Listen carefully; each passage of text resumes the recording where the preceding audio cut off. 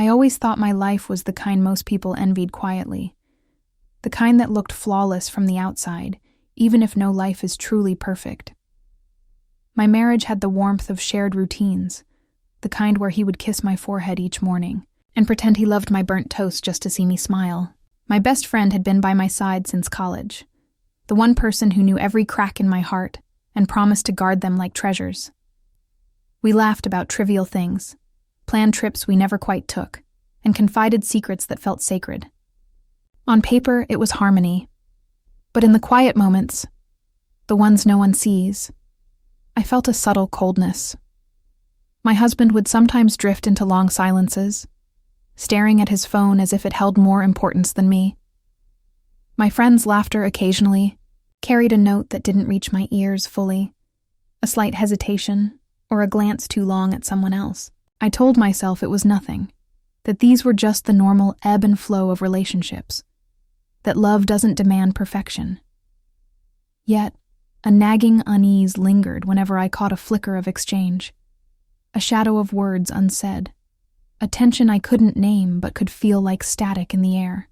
I brushed it off with routines, dinners, and bedtime whispers, pretending that contentment was enough. But the night I walked into the kitchen and saw my husband and my best friend together in a way that made my stomach drop, that uneasy tension snapped. Something had been brewing behind the laughter, and I hadn't noticed. I wanted to deny it, to tell myself I was imagining things, but my heart told me otherwise.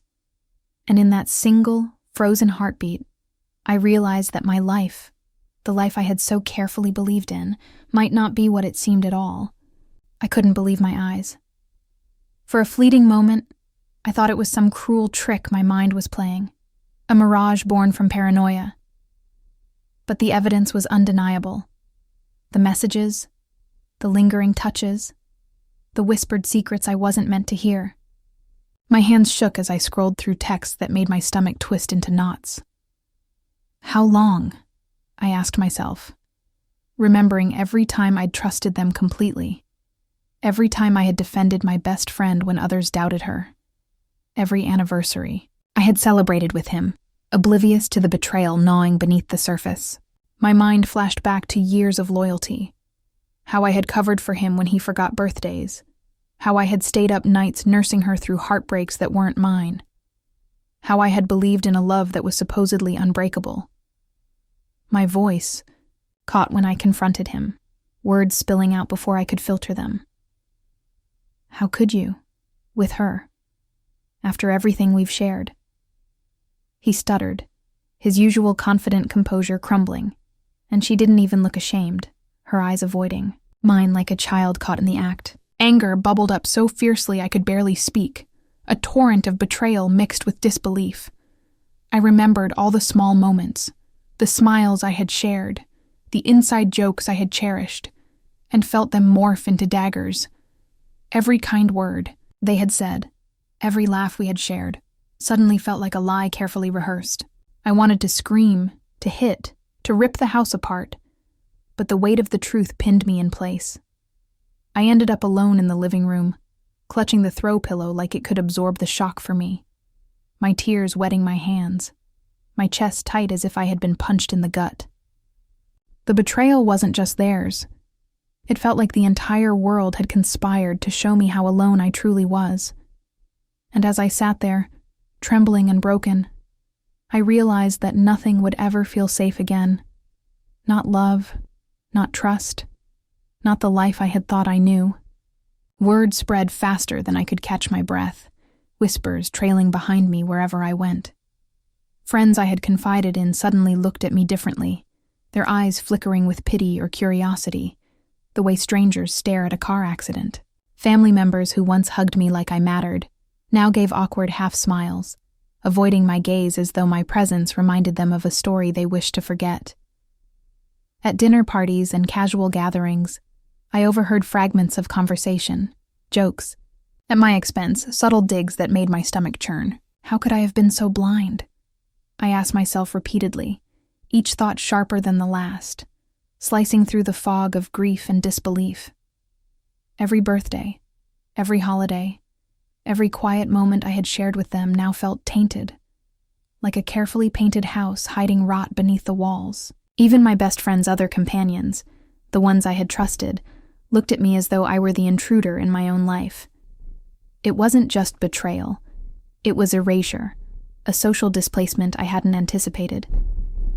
I felt FOMO in a way I had never understood before.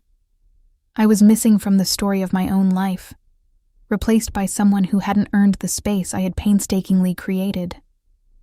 Each encounter, each sideways glance, made me shrink into myself, questioning why my loyalty had gone unnoticed and unappreciated. I longed for someone to acknowledge my pain, to say that I didn't deserve this. But silence and awkward glances became my only companions. Alone, humiliated, and suspended in this new reality, I realized that rebuilding my life wouldn't just mean recovering from the affair. It would mean reclaiming the identity they had tried to erase. The weight of their judgment pressed down on me, leaving me trembling, as I faced the terrifying reality that no one, not even the people I had loved most, was coming to rescue me from the shame they had so eagerly spread. I was drowning in my own despair, the betrayal still raw, when I stumbled across something I never expected. It was tucked away in a drawer I hadn't opened in months. A small envelope, unassuming, almost overlooked, with my name written in his careful, familiar handwriting. My hands trembled as I tore it open, and inside was a check for $70,000. $70,000 that had been hidden, forgotten, or perhaps deliberately ignored by the very people who had shattered my world. For a moment, I just stared at the crisp paper, disbelief mixing with a flicker of something I hadn't felt in weeks. Hope. The irony was bitter, almost mocking. While they had been busy tearing my life apart, I held in my hands a seed for something entirely my own, a spark that could grow into freedom, power, and control over a life they thought they could ruin. I felt the weight of despair and the sudden pull of opportunity collide inside me, the two emotions vying for dominance. My stomach tightened with excitement, my mind racing through possibilities I had never allowed myself to imagine while trapped under the shadow of their betrayal. It wasn't vengeance yet, not fully, but it was a beginning, the first crack in the wall they had built around me. And in that quiet, trembling moment, I realized that while they had thought they owned my life, I still had a card to play, one that could change everything. Sitting alone in my apartment, I let the weight of the check sink in. $70,000 wasn't just money. It was a weapon, a lifeline, a ticket out of the shadow they had thrown over my life. I could feel the first stirrings of control, a dangerous but exhilarating sense of possibility. They think they broke me, I whispered to myself, tracing the numbers on the check like a map to freedom. They have no idea what I'm about to do. I started running through scenarios, imagining subtle ways to reclaim my power without tipping them off. Maybe a small investment that would grow quietly while they flaunted their supposed victory. Maybe social maneuvers that would place me in their circles with influence instead of vulnerability. Every thought of strategy sent a thrill through me, a mix of fear and excitement. I recalled conversations I had once dismissed, my husband boasting about his connections, my best friend bragging about favors and alliances, and began plotting ways those very words could be turned against them. I whispered aloud in the quiet apartment, rehearsing conversations and encounters. "They won't see me coming," I said, heart hammering. Each plan unfolded in my mind like a chessboard, every move calculated, every misstep imagined and avoided. For the first time since the betrayal, I felt the scales tipping, the first taste of power slipping into my hands. And in that controlled, simmering moment, I realized that while they celebrated my supposed defeat, I was quietly building a version of myself they could neither predict nor stop. The final weeks of negotiations felt like a tightrope stretched over years of anticipation and careful planning. Every call with lawyers, every meeting with potential buyers, was a test of patience and precision. I found myself staring at the spreadsheets late at night, imagining the moment I would finally share the news with my son, the disbelief etched on his face, the words caught in his throat. the silence where once there had been mockery. But I didn't rush it. Timing was everything. The legal hurdles were painstaking. Contracts required meticulous review, and small setbacks threatened to unravel months of careful work. Each obstacle heightened my pulse, forcing me to navigate a maze of financial intricacies I had mastered quietly over the years. Yet amid the tension, I felt a growing thrill. They had no idea what I was about to unleash, no clue that the parent they had dismissed was about to wield a power they couldn't even imagine. Every obstacle overcome felt like proof that I was ready, that the revelation would come at precisely the right moment, and when it did, it would leave a mark that 18 years of ridicule could never erase. I invited my son over under the guise of a casual lunch, just the two of us. As we sat across from each other, I watched him scroll mindlessly on his phone, unaware of the storm about to hit. I leaned back, letting the words settle in my mind before I spoke.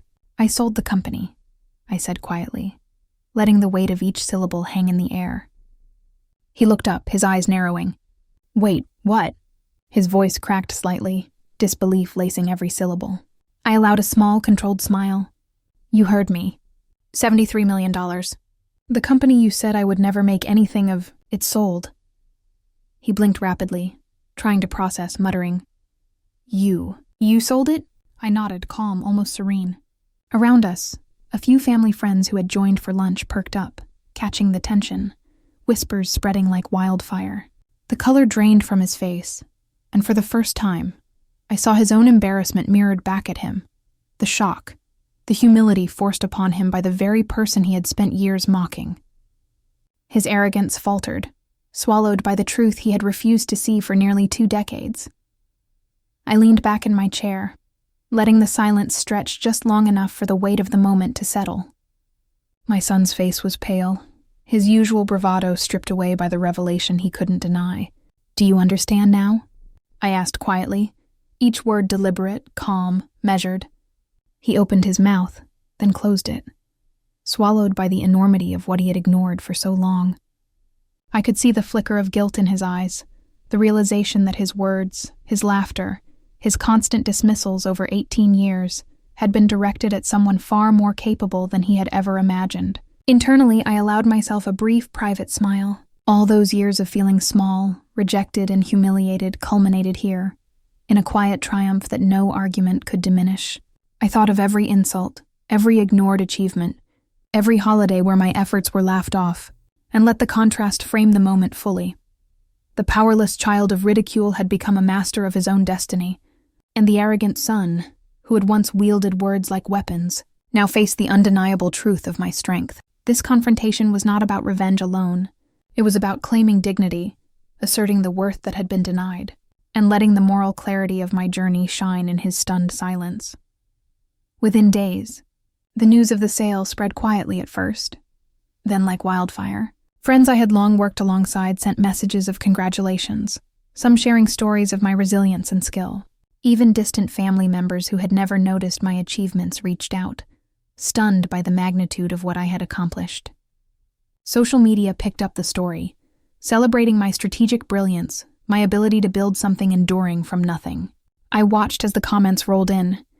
Praise, admiration, even envy. And then there was my son, scrolling through the posts, the disbelief on his face visible even in photos shared online. The same child who had mocked my birthdays, belittled my efforts, and declared me a failure now faced the public acknowledgement I had quietly earned. The contrast was almost delicious, his previous insults and dismissive laughter replaced by visible embarrassment, subtle gestures of shame, and the faintest glimmer of regret. I allowed myself a moment to savor it, not out of cruelty, but as confirmation that years of quiet perseverance, intelligence, and patience had finally spoken louder than his words ever could. Sitting alone in my favorite chair, I let the silence wash over me, finally allowing the weight of everything to settle. Empowerment coursed through me like electricity, a sharp contrast to the years of heaviness I had carried under my son's constant ridicule. I thought back to birthday mornings when my accomplishments went unnoticed, holiday dinners where his laughter had overshadowed any effort I made, the endless stream of verbal jabs that had left me doubting myself. Each memory stung, Yet now it fueled a sense of triumph I had never known could feel so sweet. Relief mingled with a quiet sorrow for the years lost. For moments I had wished I could reclaim. But the clarity of my growth softened the ache. I imagined the possibility of setting new boundaries with my son, or even offering a cautious path to reconciliation, but only on terms that preserved my dignity. Flashbacks of earlier struggles reminded me how far I had come, and I realized that the true victory wasn't just financial, it was emotional. I had reclaimed myself, and that, above all else, was irreversible. I sit quietly, thinking about everything that brought me here. The long nights of doubt and the endless years of feeling unseen. Resilience isn't built in comfort. It grows from enduring the voices that tell you you're not enough. I've learned that money can buy freedom and opportunity, but it can't replace the respect that should have come naturally, the validation that was denied by those closest to me. Family approval, once so desperately sought, now feels secondary to the knowledge of my own worth. I imagine what could have been if they had believed in me sooner, if their eyes had seen the effort and determination that lived quietly beneath every insult. And yet, even in their disbelief, I find satisfaction, the proof that self-respect, perseverance, and vision can triumph where words of scorn once held power. I have finally defined my own value, and it doesn't depend on anyone else's recognition. I step back and take it all in, the quiet power of a life rebuilt, the empire I created from determination and relentless focus. The embarrassment that once weighed on me like a shadow has been replaced by a confidence so complete it feels almost surreal. $73 million in years of strategy are not just numbers. They are proof of resilience, proof that the child who mocked me could never define my worth. I imagine my son replaying every insult, every dismissive comment, and feeling the sharp sting of what he lost by refusing to see me as capable. There's a lingering tension in that thought, a moral reckoning he cannot escape. I feel vindicated, not through revenge alone, but through the undeniable demonstration that respect, perseverance, and quiet strength can rewrite any narrative. As I look ahead, I know the arc is complete. From years of humiliation to unstoppable triumph, I have claimed my place, leaving behind both the scars of the past and the weight of what they will never regain.